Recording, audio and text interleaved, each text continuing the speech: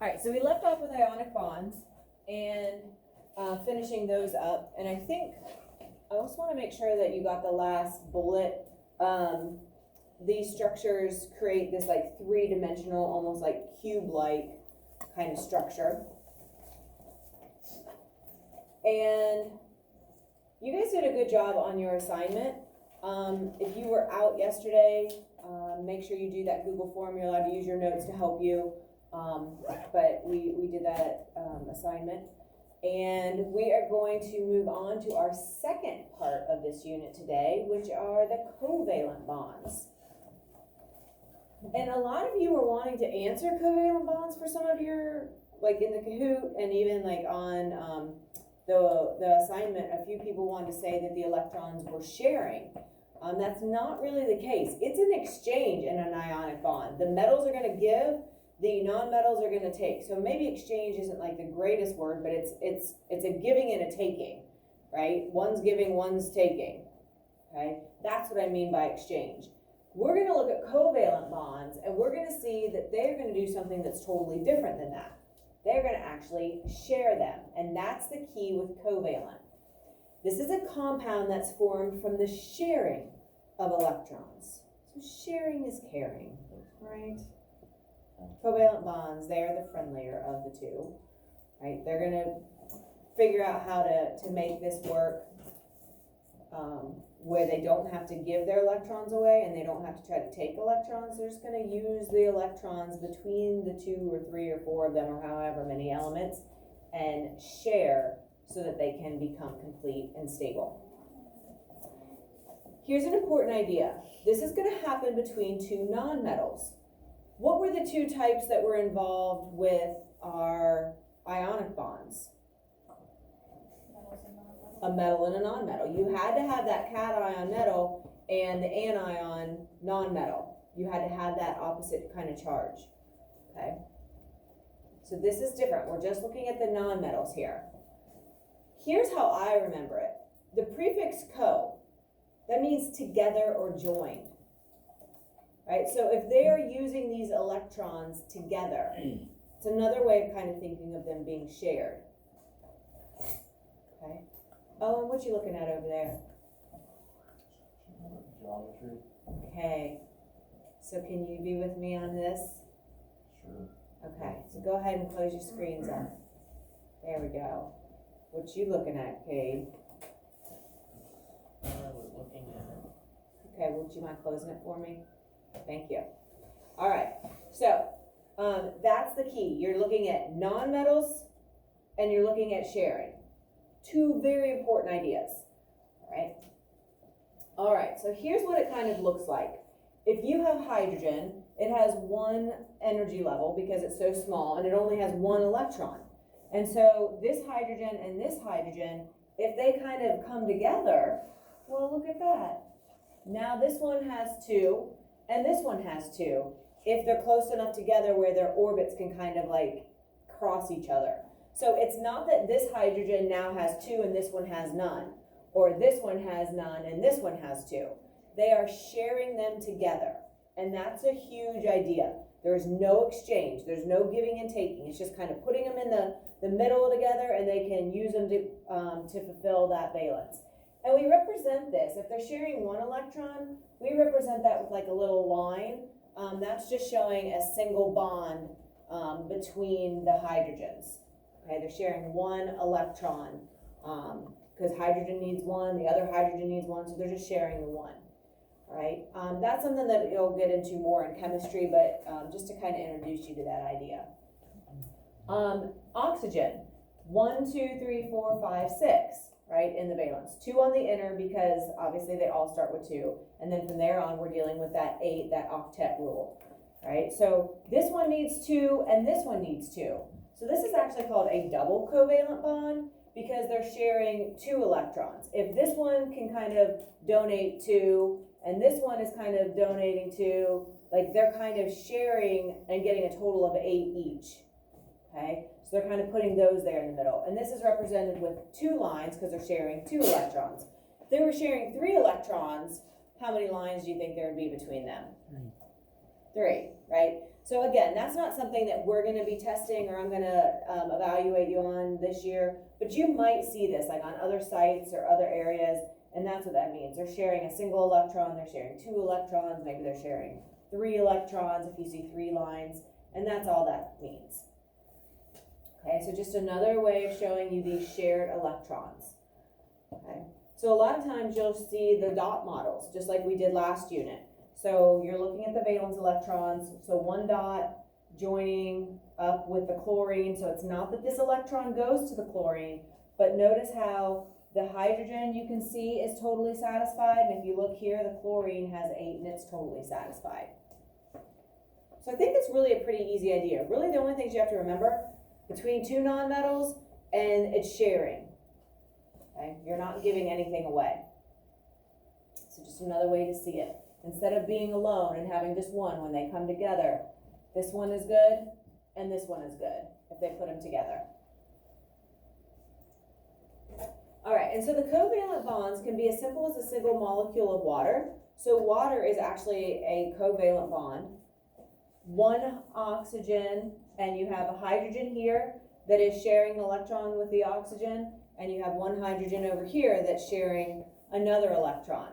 So again, this is a single covalent bond because you're sharing 1 electron to the oxygen. And if you look at it as a Lewis dot model, you can see the same arrangement here. So that hydrogen's good, that hydrogen's good, and that oxygen is good. And that's why it's really important that you get 2 hydrogens. If you just had 1, the oxygen wouldn't be content, like it wouldn't be stable. And so it'd still be looking for something else, okay? It can also be extremely complex. Diamonds actually are one of our hydrocarbons that are extremely complex in their chemical formula. And so, not gonna really ask you to know that, but just so you know that water is the simplest version. Now, the only thing tricky about covalent bonds is the naming, all right? So it's exactly like our ionic bonds, except the problem is that we have to pay attention to the subscript numbers now, because we didn't have to pay any attention to those subscripts with ionic, right? And you guys did a good job with that in your assignment yesterday. So we're gonna add one thing to this naming, and that's paying attention to the subscripts. So again, we're dealing with 2 nonmetals, which is a difference, right? Because before it was nonmetal and metal. But we're gonna follow the same basic steps as we did with an ionic compound. So again, it's just kind of reinforcing that and then adding one little twist. You write the name of the first element. So whatever element's listed first in that chemical formula, you put that down. Now, I'm not gonna make you like have to write chemical formulas for the covalent bonds. Those will be given to you. So a chemical formula is gonna be given to you, and then from there you would have to name it. Or you'd be given the name and you'd have to write the chemical formula. And so you'd go one direction or the other. So you have to write the root name of the second element that's listed in the formula. So again, you're either thinking of taking that root part or taking that, that word and dropping the ending. So nitrogen, drop the gin and add the I to get nitride, right? Or oxygen, drop the gin and then add the I to it. All right, so this is exactly what you've already done, right, for ionic, nothing different. Here's where the difference comes. And Ethan, make sure you tell me to get out of the way if I'm blocking you, or you're always welcome to scooch over a seat. Sometimes I hog this corner a little bit. Okay, so you can form more than one compound with these nonmetals. Let's face it, there's not a whole lot of the nonmetals. So there's going to be a lot of different possible arrangements. So nitrogen and oxygen can form a lot of different compounds, and they're very different compounds because you're dealing with different amounts of those elements. And so we have to account for those subscripts or else it could get really, really confusing. So nitrogen and oxygen can form. All of these are very common ones. So if we just name these like we did ionic bonds, this would be nitrogen oxide. Okay, well, which one? Like, are you talking about this one, this one, this one? I don't know. Nobody would know. So we have to have a way to distinguish between them. With the ionic bonds, because the valence electrons are set, we know the ion that they're going to form. And since we know the ion they're going to form, we know the exact chemical formula. We know that that charge is going to help determine the subscript in the formulas. Well, we don't know the exact charge of these nonmetals and how they're going to share, because they can share things a little bit differently. So that's why, we have to account for our subscripts with the naming. And I'll be very clear, like on our test, I will even put on there like, okay, remember, you have to include the subscript when you name it. Or remember, you don't need to include the subscript. So you do need to know how to, like, hopefully these words are getting familiar to you and you're comfortable with those. But I will be very clear, because I'm not trying to trick you, and I know that there's a lot to keep track. I want to know what you actually know, not what I confused you with, because there's so much information. So I'll be very clear on that. But when we're talking covalent, we're gonna have to pay attention to these subscripts. All right, so we're gonna follow the exact same steps that we did for ionic, but now we're gonna have to use these things called prefixes to help basically identify our subscripts. So prefixes, they should sound familiar to you: mono, di, tri, tetra, penta, hexa, hepta, and octa, right? Probably like di meaning two, tri, like think of a tricycle, it has 3 wheels. Tetrahedron, how many sides do all tetrahedrons have? If you're thinking of geometry, right? I'm seeing some 4s. Penta, 5, hexa, 6. I always remember hexa and 6 because they both have the X. 6, S-I-X, and then hexa has the X. Hepta, and then octa, right? I will have this on the board for you, or it'll be on your test. So I don't need you to memorize these. You probably already are comfortable with them, but I will have those, because that's always something that's really easy to look up. And I am all about not memorizing things that are readily available to you. So you'll get to the point where you're not probably having to look at this a whole lot, but I will have it available to you. So, on a quiz or a test or something like that. And then obviously assignments, you're always allowed to use your notes, so they'd be in there. All right, so here's how we're gonna do these. All right, one other thing real quick. We are going to, just for,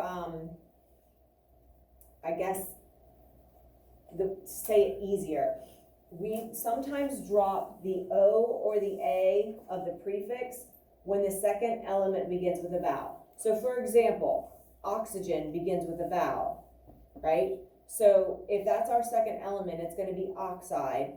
And if we wanted to say like 6 oxygens, we would say hexa oxide, right?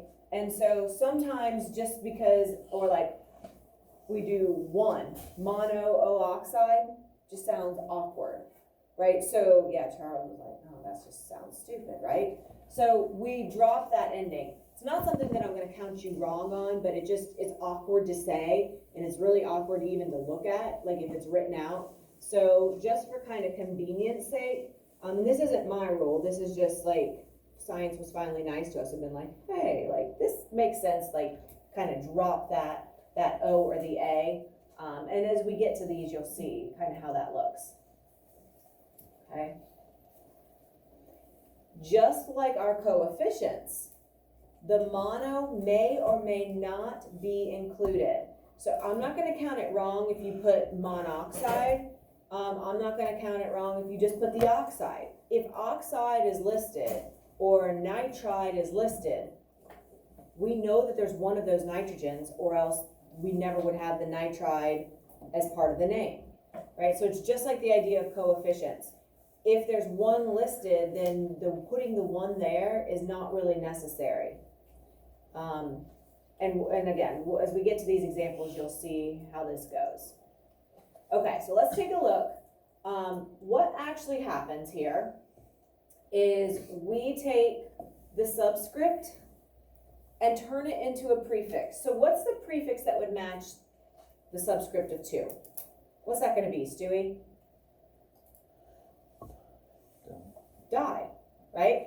So here's where the only tricky part comes in. Remember how I've been saying that the subscript is like the tail that follows the element it belongs with? So this is telling me I have 2 nitrogens. Where does a prefix have to go? What part of the word, at the beginning or at the end? Where's a prefix go? Beginning. At the beginning. So if we're saying that these things are all prefixes, they're gonna have to go before the element, not after it. So what we're really gonna do here is this becomes dinitrogen. The 2 has to basically come up front as it becomes a prefix. So this is gonna become dinitrogen. And then how many oxygens are there? 1. Just 1, right? So we could either say monoxide or just leave it oxide. All right, so we list the element of nitrogen, we list the second element of oxygen, changing it to oxide, and then we include our subscripts as any prefixes. So Stewie told us that that would be dinitrogen.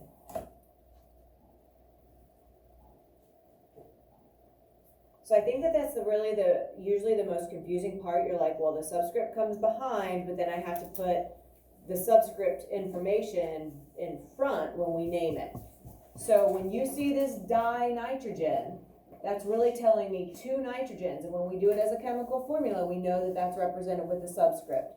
So remember when I said that the words, the vocab is so important? Because if you're not understanding, like when I'm saying subscript and element, like if you're like, what? It gets more and more confusing. So the 2 is represented with the di, and the di now has to come at the front. Let's look at the next one. NO. Nitrogen oxide. So it's still nitrogen. So I always like just to write nitrogen and then leave a space, and then the second element is still oxide. Do we need to include any prefixes?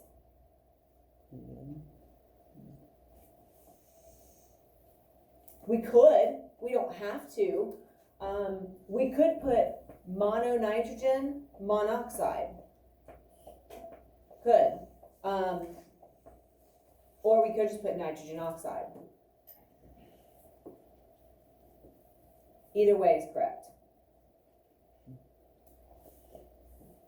Now, the only one that usually does include the mono is carbon monoxide. And you guys have heard of carbon monoxide. I don't know why they put the monoxide there and they don't just say carbon oxide.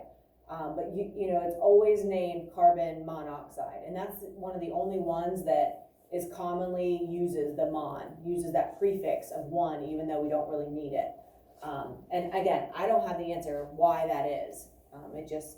That's just typical, you know. You have carbon monoxide detectors in your house to make sure that you don't have any carbon monoxide floating around, right? That's just how we always say it.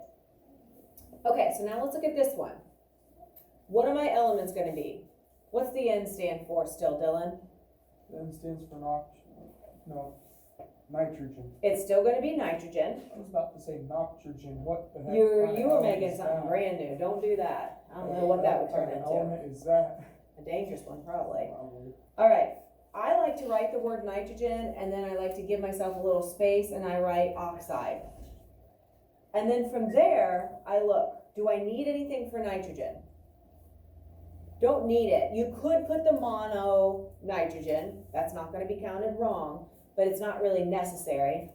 And then what do I need? Do I need to do anything for the oxygen? Cole is shaking his head yes. What do we need to do?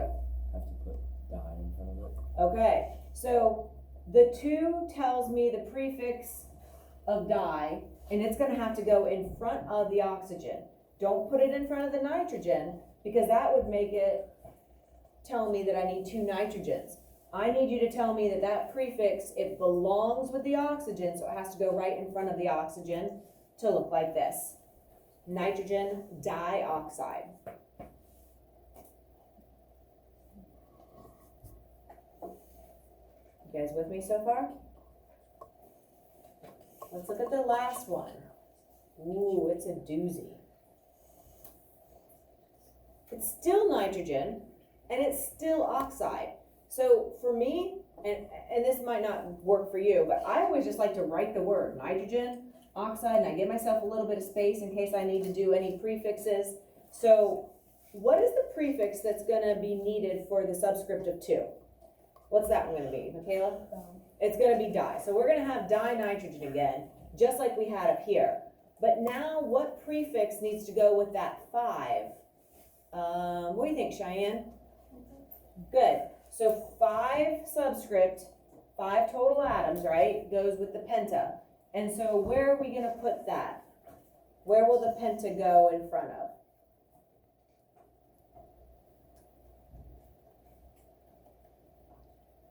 What do you think, Rory? Oxygen. Okay. So we're gonna have dinitrogen pentoxide. Now here's where the dropping of the A or the O comes in. We could have left the pentaoxide, right? It just sounds like, it's just too many vowels, right? So they drop the penta. If you write P-E-N-T-A and then oxide, I'm not gonna count it wrong, but just know that it's more correct if you follow that dropping of the A. Okay?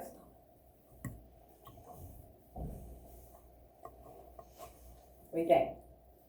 Could also go the other way. From the name, you could determine the chemical formula. So if you're given this, right, I could look at this and be like, okay, capital N, I see oxide, capital O, and the di tells me 2 nitrogen, so I'm gonna have a 2 here, and the penta tells me 5 oxygen, so I'm gonna have a 5 for my subscript. So it could go either way. From the formula, you can write the name, or from the name, you can determine the formula. Okay, so it's kind of helpful like that. Okay, and so here's just kind of a summary page of some characteristics of ionic bonds and covalent bonds. So the ionic, they're going to gain or lose electrons. So this is like the exchanging happening. The sharing is the covalent. And so you can see, you can just see some of these kind of characteristics. These are metals and nonmetals. These are mostly nonmetals. Conduct electricity. These do not. Soft and rubbery, very brittle like salt. So just getting some of those basic characteristics. And then we do have a song that we'll listen to, but let's go to, let's get some practice going here. So let me go ahead and stop this.